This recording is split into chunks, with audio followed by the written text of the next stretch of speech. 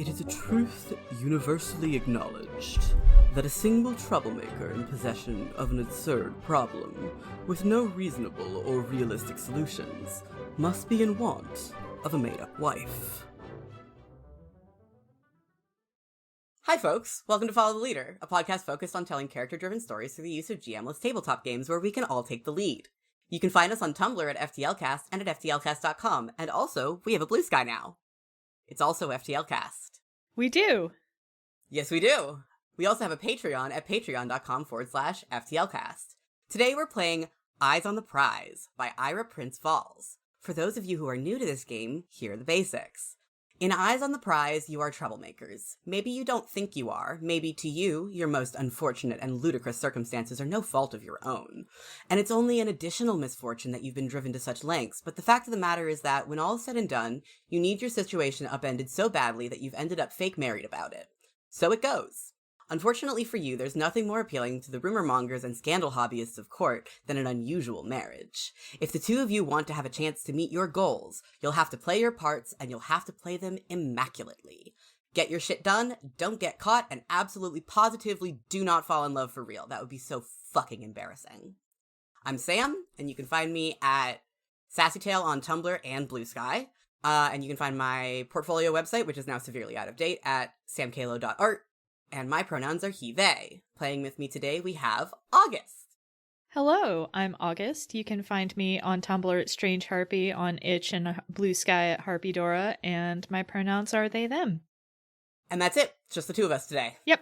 Our lines, things that we absolutely do not want to see, are homophobia and transphobia, racism, sexism, anti-Semitism, violence against children and animals, sexual assault, domestic violence or intimate partner violence, unwanted pregnancy, plagues, and pandemics. Our veils, things we're fine with addressing but we'll just fade to black on, are steamy situations, graphic depictions of bodily harm, and terminal illness. Now that we've got all that, let's get started. Woo! Woo!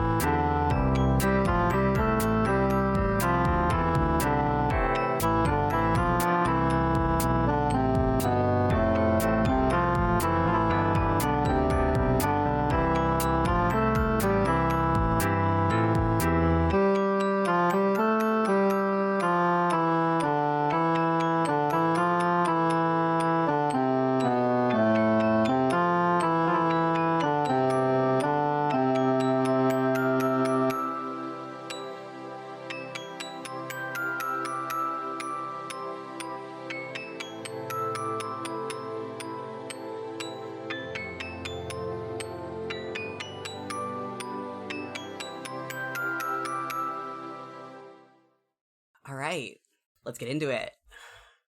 Hell yeah. All right, so Eyes on the Prize is a 2 or 4 player game. We're doing the 2-player version.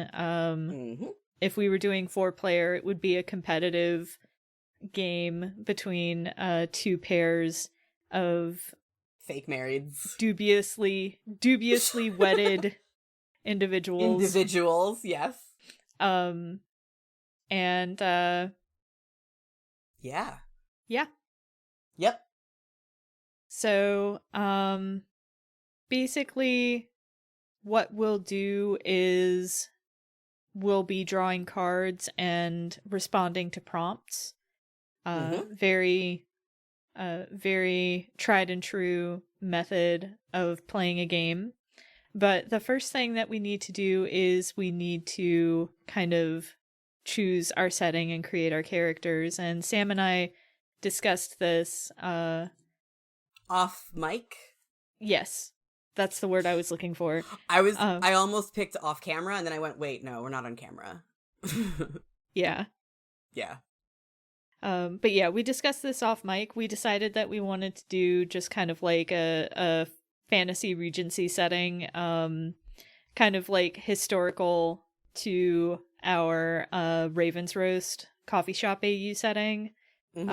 So just, you know, fun little fantasy flair to your standard Regency romance type of deal. Yep. And I hope y'all are prepared, because I'm going to be using a snooty little British voice for the whole character voice. It's going to be good. It's going to be good, yes. All right, so do you want to go ahead and introduce your character? Yes, I shall. I am playing Heir Apparent Primus of the House of Eastbrook. He's a bit of a showman. He's very much, like, built for courtly machinations. He's generally good-natured. He's got a little bit of a mean streak. And he is the firstborn of a minor noble family. And he does not want to give up the machinations of court life to inherit the day-to-day running of his family's holdings, because he wants to become the greatest court mage that has ever lived. You know, you and I were discussing our characters, and we were like, we'll figure out the looks later. Well, unfortunately, later is now. So what does Primus look like? Primus is very tall, very willowy, very pale. I'm thinking, like, the first thing that came to mind is, like, Ianthe Tridentarius. Like, just kind of like a sickly, pale, limp-haired, limp-wristed, kind of guy. He's just kind of like, yeah. He wears, like, big shoulder pads, though, because he's trying to look imposing. And obviously he's wearing, like, very fancy robes. Of course. Cool. And I will be playing the Honorable Master Callan von Westmark. Uses they, he pronouns. He is the seventh child of a seventh child who was prophesied for greatness that never manifested. Practical, but a little sullen about their lot in life. And he feels a little like he's a failure, despite rising to a decent station at court. Since you're going tall and willowy, I think I'm going to go kind of short and sturdily built. Excellent, love it. You know, kind of sun-kissed skin, long dark lashes, and a mop of curly dark hair. Sounds beautiful. Yes. Love them already. Yes. And the reason that that they're kind of unhappy or dissatisfied or yearning, as the book puts it, is he doesn't feel like he's living up to his destiny, and they want to take charge of their own life. So, hell yeah. So, now we have questions of partnership. There are a lot of questions to answer at the front of this game. I will say that much. So, once you both have characters, work together to build the partnership in all caps. What does your character bring strategically to the fake marriage? Why do they need the other person? For me, Primus is very good at playing the game of courtly life. And for you? Callan brings some legitimacy as the seventh child of a seventh child. Hell yeah. Like, an air of grandiosity. Yeah. Even. Yeah. So, what is our plot? What are we trying to achieve? And how do each of our individual desires combine to make one cohesive plan? Or why do we both want the same thing? Why do we have to be fake married to pull this off? And we decided that we're trying to oust the current court mage so that Primus can take their place and Callan Callan. can ascend to a higher, more important station. Do you want to read the next question? Yeah. What is your place in this society? What about your partner? Do you want to be able to continue holding that position after all of this, or will this ruse be a turning point for you? And we just... Sorry, yeah, go on. we wrote down, we've already established this because we did talk about in answering our other questions in the character creation. We kind of talked about how where our standings are currently and what we're hoping to gain standing wise from this. Yeah, because like our goal really is about changing our place in the society. And so yeah. What are you planning to do about the marriage once you've gotten what you need out of it? Does your partner know? Have you even talked about it? And we wrote, "Don't worry about it," with a little smiley face afterwards. Yeah, we're too focused on the here and now. We'll deal with that later. It's fine. Don't worry about it. This is fine. Don't worry about it. Don't worry about it. What are the stakes? What happens if you fail? What happens if you succeed? What happens if you fall in love? The stakes are both of our positions in court. Could be run out of court on a rail if we fail. And if we succeed, we both get higher positions in court. Highest mage in the land and, important person married to the highest mage. But falling in love triggers a clause in Callan's prophecy that could condemn the whole kingdom. And if Primus falls in love, it might take him away from being at court. Also, he's married below his station, so like... Yep. Yeah. And then we've got the falsehoods of our marriage. And these are the lies that we tell other people about our relationship. And we start with, how did you meet?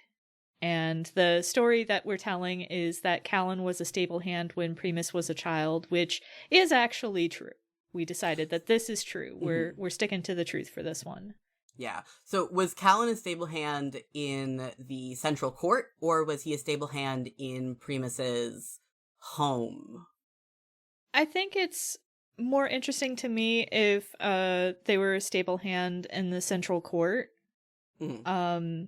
I think that, like, I feel like it'll be more interesting and give more room for potential friction if, like, we didn't necessarily grow up together, per se. Yeah.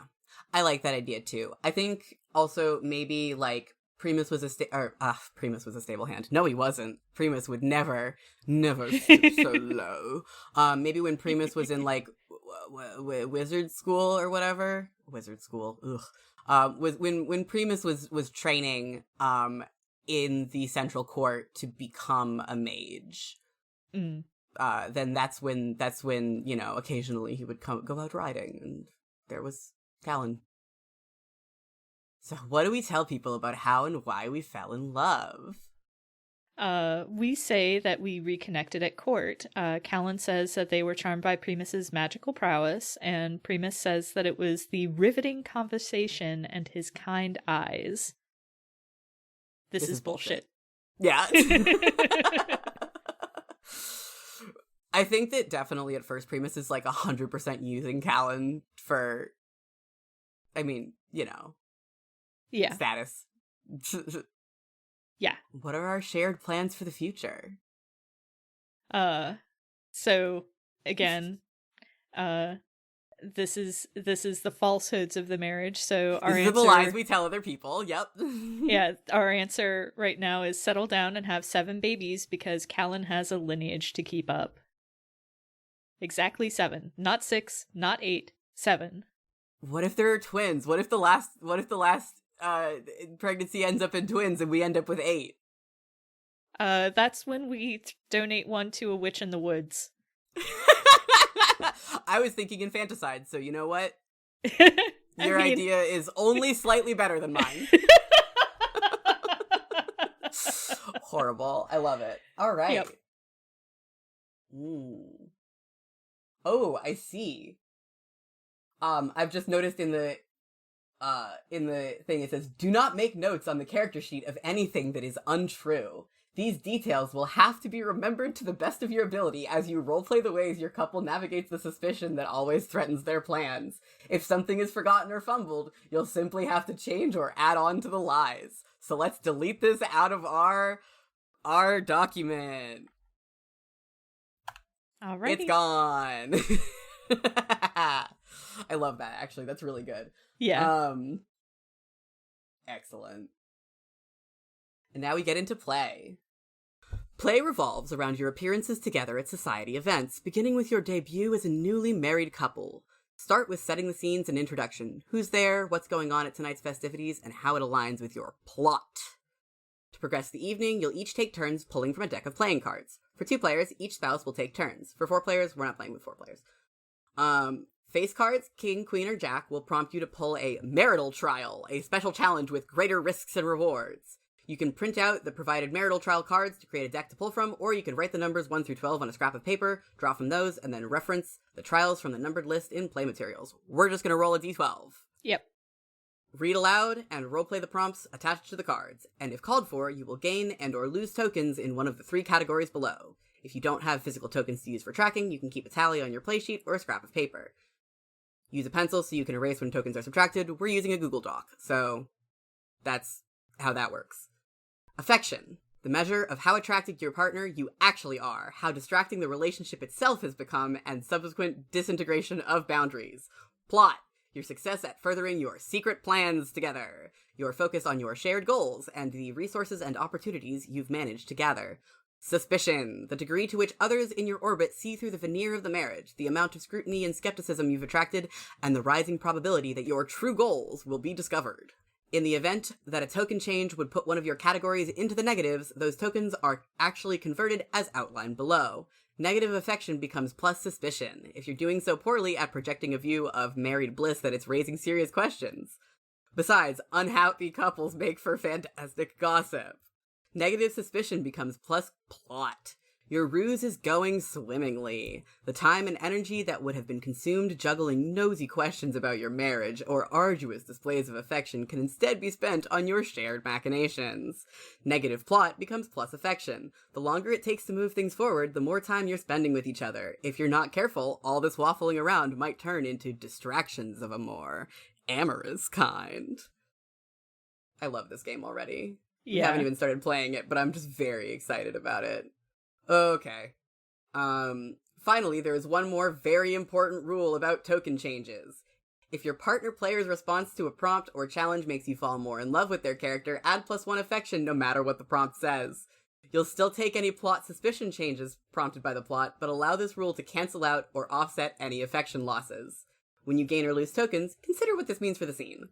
And then it's just like, yeah, when you gain plot, how have the events of that turn's prompt brought you closer to your goals? When you lose plot, how have you been set back? Or when you gain or lose suspicion, what did the result of the prompt reveal or obscure about the true nature of your relationship? When you gain or lose affection, how has the tone of your relationship changed? Move on to new settings when it feels right, or don't, depending on the complexity of your couple's plot. Less demanding plans could be carried out over the course of a single event. That's kind of interesting. Mm-hmm. Feel free to describe the downtime between events.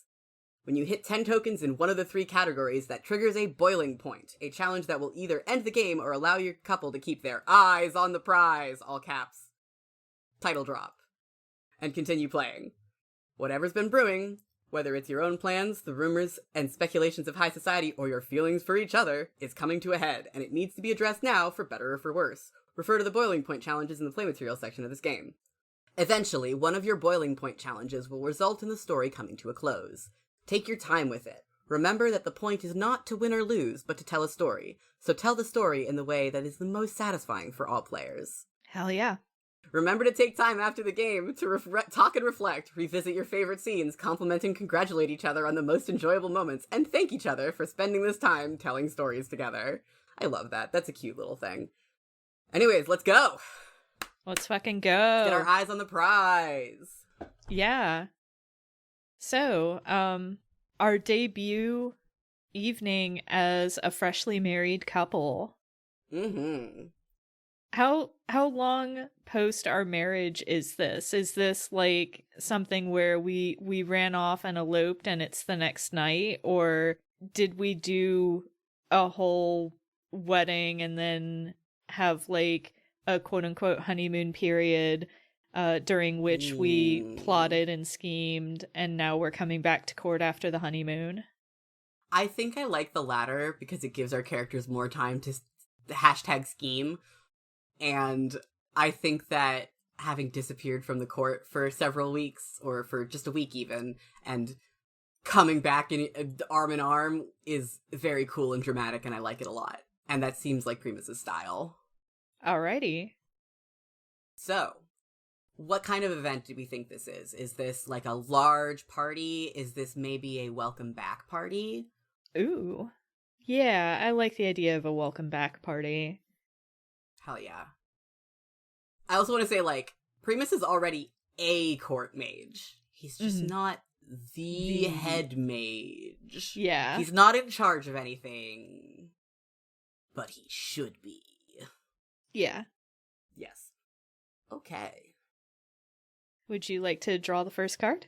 I would love to draw the first card. Do I just draw it directly onto the board? Yeah. Ba-ba. The King of Hearts. Oh shit, we've got a marital trial right off the bat. Immediately got a marital trial, yep. Okay. Roll a d12. Rolling a d12. A 7. Marital trials. Oh, Jesus. Okay. 7. Trial by friend group. Oh my god. Obviously, the ones who care about you want to see who the hell swept their friends so thoroughly off their feet, and they have high standards.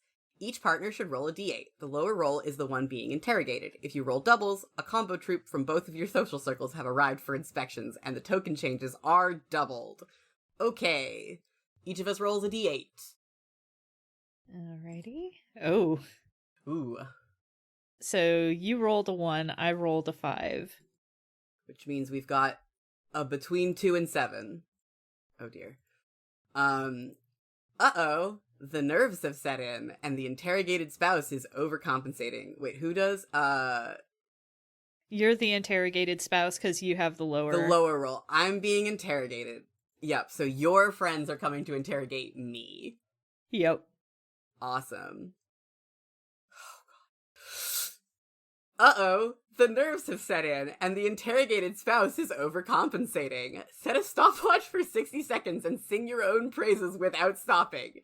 If you repeat yourself more than twice, say something your spouse finds irritating or make another player cringe or wince. -2 affection, +2 suspicion.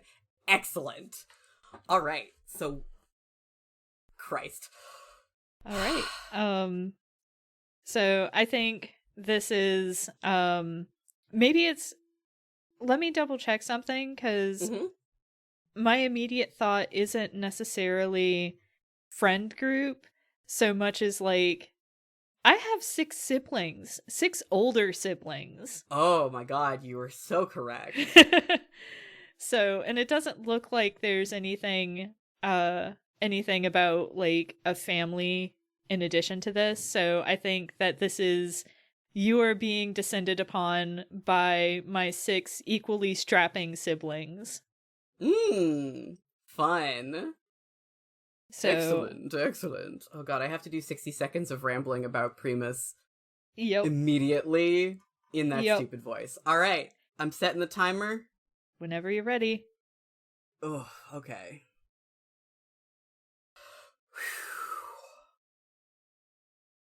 Well, as you know, I am a fantastic mage, and of course my standing in court is... exemplary. I'm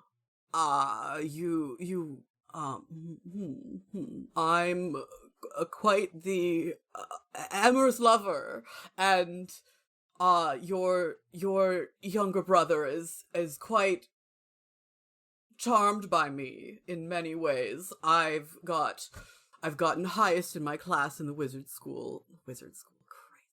Mage Academy even. I'm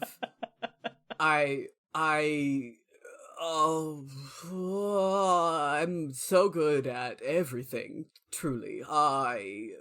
One day, goodness gracious. 5 seconds left. I I'm think perfect. It's great. Callan like puts a hand on your arm and smiles at their siblings Boy. and is just like,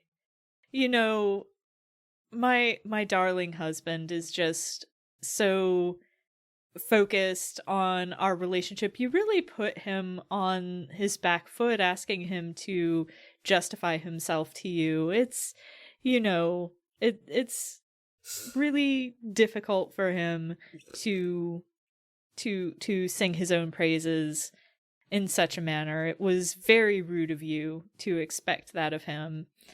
And unfortunately, I was wincing the whole time.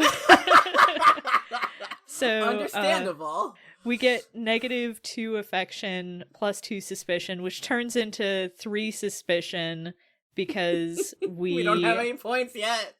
Yeah. I think we have a collective pool of suspicion and affection though, so yeah, we should be just doing it in one spot. Yeah. Well, that went well. Yeah. Went great. Awesome. Yep. I feel like Primus would be more self-centered than that and probably would have more to say, but I, having not played him at all yet, did not have much to say there. Well, also, like, even though he may be tall, he's surrounded by 6 very strapping individuals of varying genders and sizes, so and can probably look down all of their shirts from up above. So just very distracted by tits of all varieties.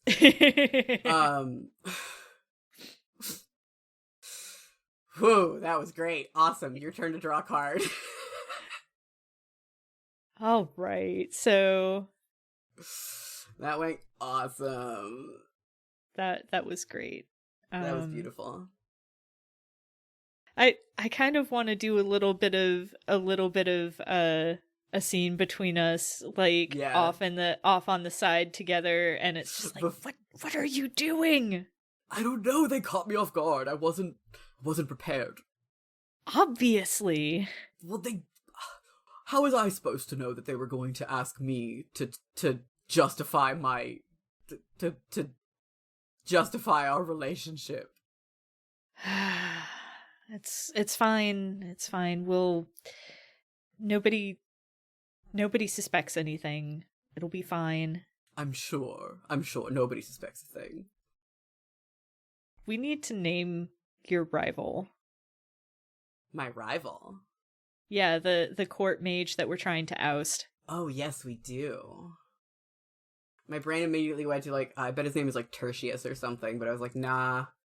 Actually, I think it would be funny, if the in court, the, naming conventions are, it's a traditional naming convention that his family subscribes to, so if the guy's name is, Tertius, but it's, Tertius of some other I think that would be funny, actually. Let's name him Tertius. Okay. Jot that down. He needs a more impressive title than that, though. I guess, Grand Mage Tertius of the House.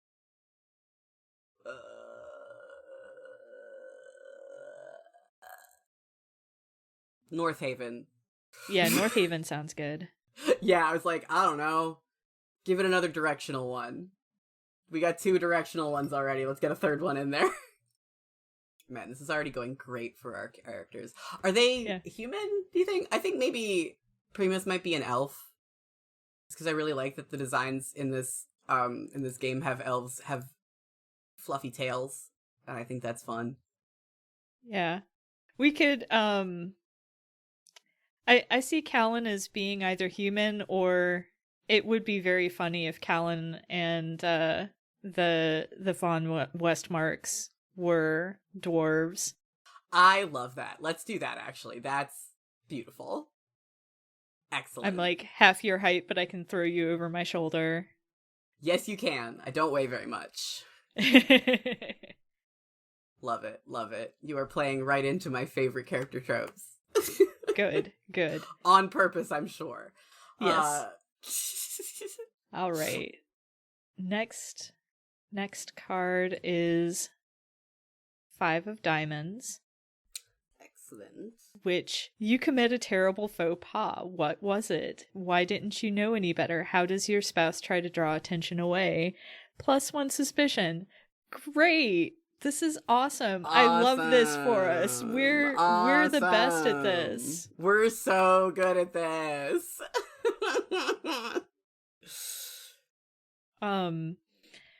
What was it? Why didn't you know any better? So I think this is at dinner.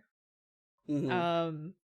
Like we're being served food, and there is a vessel in front of me that has a bunch of very colorful leaves in it, and I start to eat it with my salad fork, and I am very proud of the fact that I am using my salad fork, which is the correct fork for eating salad, but you are, yeah, it's completely decorative, and everybody is fucking staring at me. Oh my god.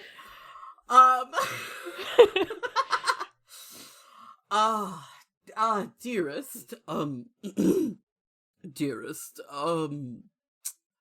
of course, as you all know, in dwarven culture, they eat a lot of interesting things, but perhaps, not the decorative centerpiece, my love. Stuffing some of the leaves in my mouth. What? Oh, yeah, right. Right, and I just Was it gently... at least delicious, my love? Yes. Excellent. Well, that's all that really matters, isn't it? And I look at the other people at the table. My family, who is also seated at the table, also, like, push the decorative centerpieces away. Okay, good. At least it's a common thing in dwarven culture. Smiling winningly at those of my station sitting at our table with us. I don't think they buy it. No. Well, I mean, we've raised one suspicion, so no, they probably don't buy it. Yeah, they do not buy it. God, we're so good at this. Are we gonna fail at this before we've left the first event? No. Keep drawing. I believe in us. Don't be suspicious. Don't be suspicious. Don't be suspicious. Don't be suspicious. Let's see what card I've drawn. It's the 7 of diamonds. Oh god. We get in a spat with each other. What is it about? Where do you go to try to keep it private? How long does it take to smooth over? -1 plot. Oh, God. Lord. We're so good at this. We're the best at being married. God damn it. We're so good at being married. What's -1 plot? Negative plot becomes plus affection. Oh. Interesting. Well. What are we fighting about? I mean, it would make sense that we're fighting about the fact that I was just eating the centerpiece. Yeah, that's fair. I'd like, we like finish our meal and I go, darling, could I talk to you, in private for a moment? And then I sort of like, I gesture and I was like, oh, worry not, just a little bit of a friendly chat. And I gestured to everybody else and I'm like, like kind of making it try to seem like we're sneaking off for an amorous moment or something. Mm. I was gonna say I put my hand on your lower back. I don't know that I could reach that. No. Without crouching. So like on your shoulder. Yeah. And, I follow you, not, I don't have any reason to not follow you, so. I pull you into like a nook under a fancy staircase where there's like some chairs, it's like a little seating area, and I go, really? What? It looked like a salad. It was very obviously a bouquet of flowers and leaves and decorative. I mean, salads can have flowers in them. It's all plants at the end of the day. You'd better hope that they're not toxic. I'll be fine. I'm not supposed to die, at least not according to the prophecy. Oh, yes, of course. I'll be sure to explain that to the prophet when you die of, I don't know, rose poisoning. That's not even a thing. That's a real thing. I'm sure it's a real thing. Shut up. Yeah, because that's why they make rose water for poisoning people. Listen. I'm listening. You'd better not embarrass me like that again. Does this make you fall in love with me being angry at you? Clearly it does. No. Clearly it's working. We've got to figure out a way to spin this into a token of affection. Yeah, we do. Perhaps you think I look beautiful with my eyes flashing in rage. Perhaps. Yeah, or, it's... Mm-hmm. It's endearing to see you angry because you're usually so, restrained in court. Yeah. I like that. Yeah, it's endearing to see Primus lose just a little bit of composure. Yeah. Not that he didn't lose a lot of composure when he was trying to extol his own virtues, but yeah. Yeah. Unfortunately, it's hard to roleplay something when you yourself are floundering. It's fine. It happens. It's part of the story now. All right. Let's go back to the table. We are madly in love, of course. Look at me, we're madly in love. We're doing okay. We're doing fine. Nobody suspects anything. Let's go. And I hold out my hand. And I reach into a pocket and pull out a tube of lipstick and put on the lipstick and then tug you down and then put a big ol' smooch on your cheek, and it's there. Now they won't suspect anything. Yes, of course. Couples that sneak away kiss each other on the cheek. All right, whatever. Let's go. Doesn't bother wiping it off. My girlfriend kissed me on the forehead the other day at work after putting on lipstick and goes, "There, right on your bald spot," and then walks away. And I was like, "Cool, thanks." Wow, rude. Yeah, Primus is gonna do this to Callan at some point, I'm sure. Yeah. Good shit. Tall boyfriend privileges. Yep. All right. Let's see. 10 of diamonds. That is... Everyone's talking about you, which means everyone wants to talk to you. This much attention is dangerous, but it also offers opportunities and footholds. How are you taking advantage? How are you being more careful? +1 plot, +1 suspicion. We are just getting all kinds of suspicion. Yeah. But I think this is a case of, I think Tertius comes over to congratulate us. And God, I just had the dumbest idea. Oh yes, do share. Well, you're so intent on rose poisoning. What if we just dumped a bunch of rose water in his drink? It's like, well, let's see. And he's like, a delicious rose-flavored cocktail. That's fucking hysterical. I'm sorry. I'm incapable. No, it's good. I love it. No, I love it. It's good. I'm incapable of taking this seriously. This is just too silly. Oh, you're taking it very seriously. No, actually, I love the idea of, Primus, speaking very seriously with his, superior, and being like, yes, well, marriage is doing wonders for us, I'm sure, and, while I'm, elaborating on all of my not my virtues, but, on how wonderfully married life is treating me, you're, sneaking behind his back and, pouring rose water in his drink. Yeah. Yeah. I love that. And, I'm not exactly subtle about it, which is why I draw a point of suspicion. But Absolutely, yes. we at least can determine now that he is not allergic to roses. Well, I'm sure we were all wondering that. Ah, beautiful. And as he walks away, he says, what a lovely cocktail. Very floral. Wonderful floral notes in this thing. Here, do try a sip. And then, like, he hands it to Primus and goes, oh, yes, all right. Takes the smallest sip possible and is like, actually, that's not too bad. It's not too bad at all. See?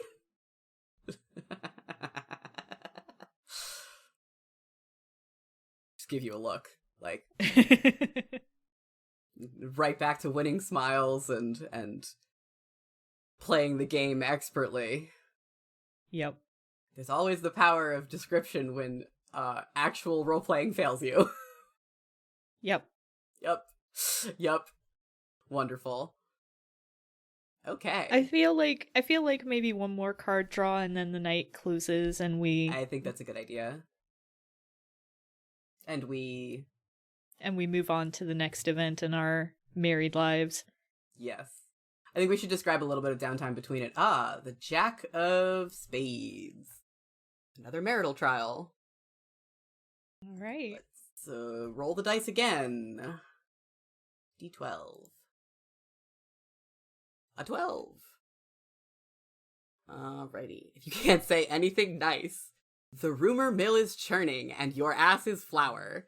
Come up with a scandal from each partner's past, unrelated to the fake marriage, and then each partner should roll a d8, and the one who rolls lower starts to hear whispers about their secret. If you roll double, rumors about both scandals are beginning to creep through the party. Alright, well, rumor mill is churning.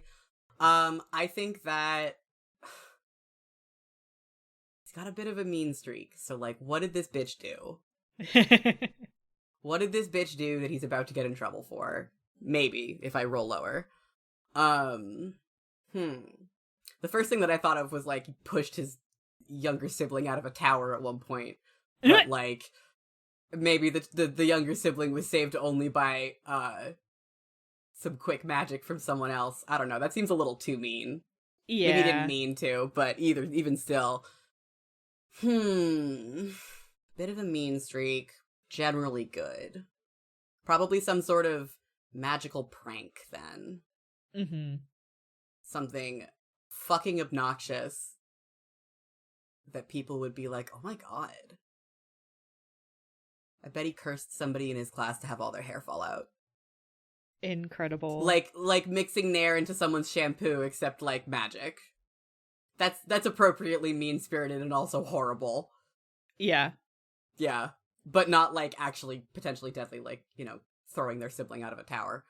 Yeah. Yeah. He put a curse on somebody's, maybe the dean? Yeah, the dean of the magical, or of the, Mage University. Mm-hmm. Yes, absolutely. Yeah. And the dean was, like, this old-ass elf with, like waist-length hair. So it was, like, a big deal. Yeah. Yeah. Love it.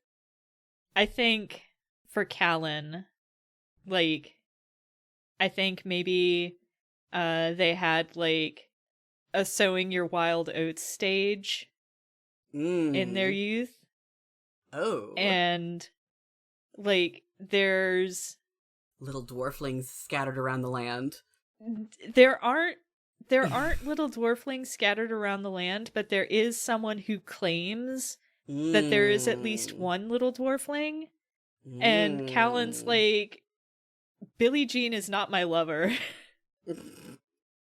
Like, Incredible. I don't know this person. The kid's cute, but doesn't even have my eyes. Like, what are you talking about?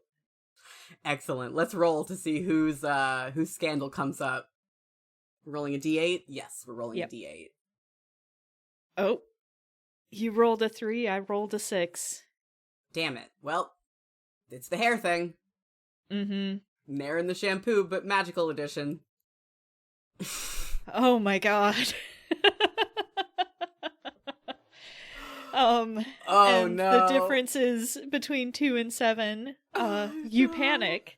Set a stopwatch for 60 seconds and deliver an impassioned speech on why everyone here is a dirty, filthy liar without stopping.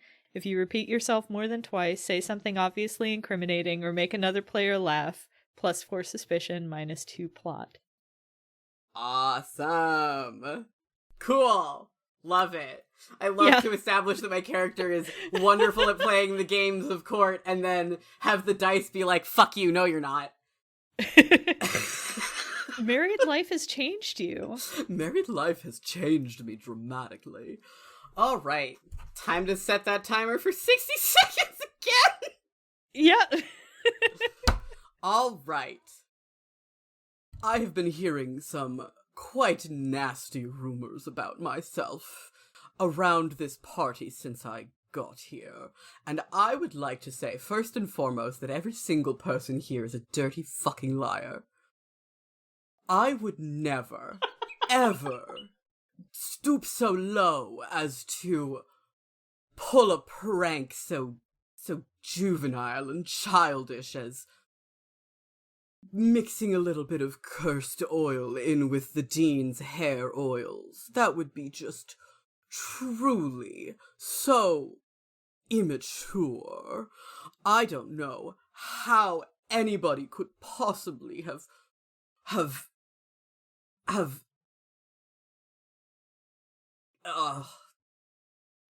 made such accusations towards me. This is absolutely patently ridiculous. I would never.